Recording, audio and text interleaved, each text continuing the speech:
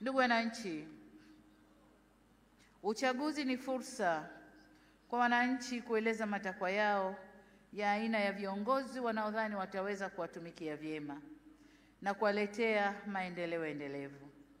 Kipindi cha kampeni tuligawika kiitikadi na kishabiki kama taifa, ila baada ya uchaguzi kufanyika, anayechaguliwa na wengi huwa ndio chaguo la nchi na anapaswa kuwa mtumishi wa wananchi wote waliomchagua na waliochagua wagombea wengine na hata ambao hawakushiriki uchaguzi. Kwa sisi tuliochaguliwa, ahadi yetu kwenu wananchi ni kulitumikia taifa hili kwa nguvu zetu zote, vipawa vyetu vyote na maarifa yetu yote. Ndugu zangu wa Tanzania, ni vyema tutambue kwa uchaguzi mkuu wa viongozi wa serikali ni mchakato wa msimu mmoja tu ndani ya kipindi cha miaka mitano. Muda mwingine wote maisha lazima yaendelee. Hivyo basi, jukumu letu sote kwa pamoja ni kujenga nchi yetu na kuifanya kesho yetu iwe bora zaidi kuliko jana yetu.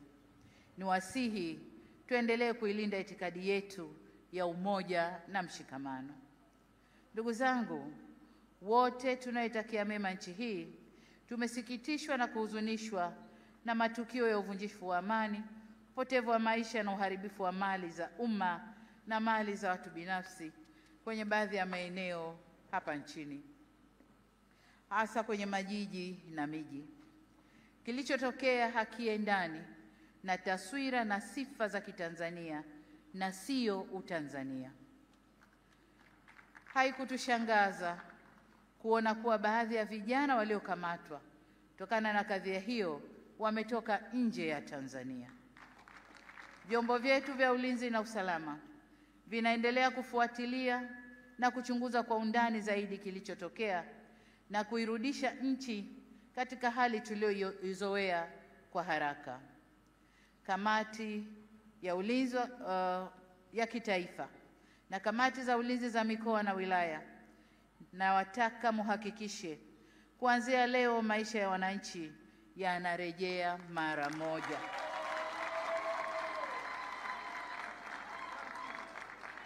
Amesema hapa Rais wa Zambia na Rais wa Burundi.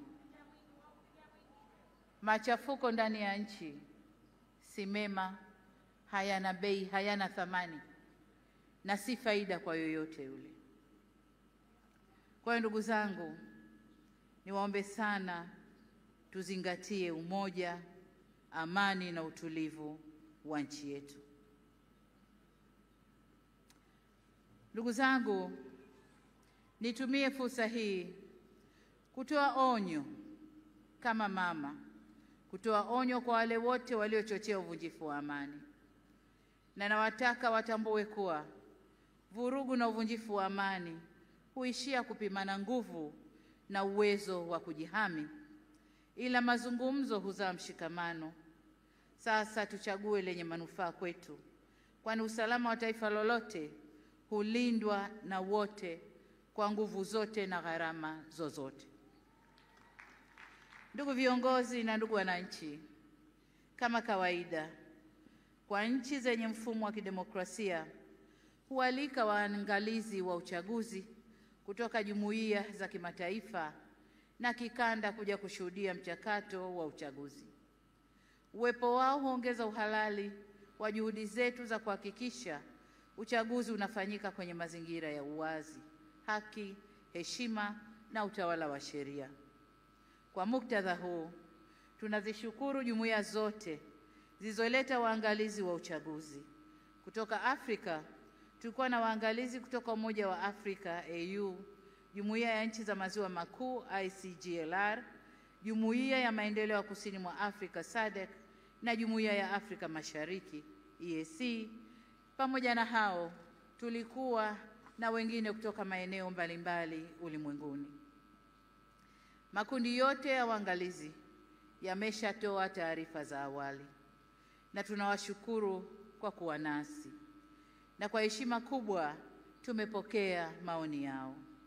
Hata hivyo, kama alivyowahi kusema Rais wa awamu ya tatu, ya Jamhuri ya Muungano wa Tanzania hayati Benjamin William Mkapa mwaka 2000 wakati akiapishwa kuwa rais, na hapa nanukuu kipande tu cha hotuba hiyo kinachosema: nawashukuru watazamaji wa kimataifa kuja kushuhudia uchaguzi wetu ulivyofanyika.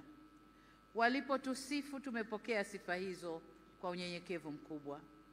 Tumesikia pia waliodhani hayakwenda sawa, na mengine hata sisi wenyewe tumeyaona.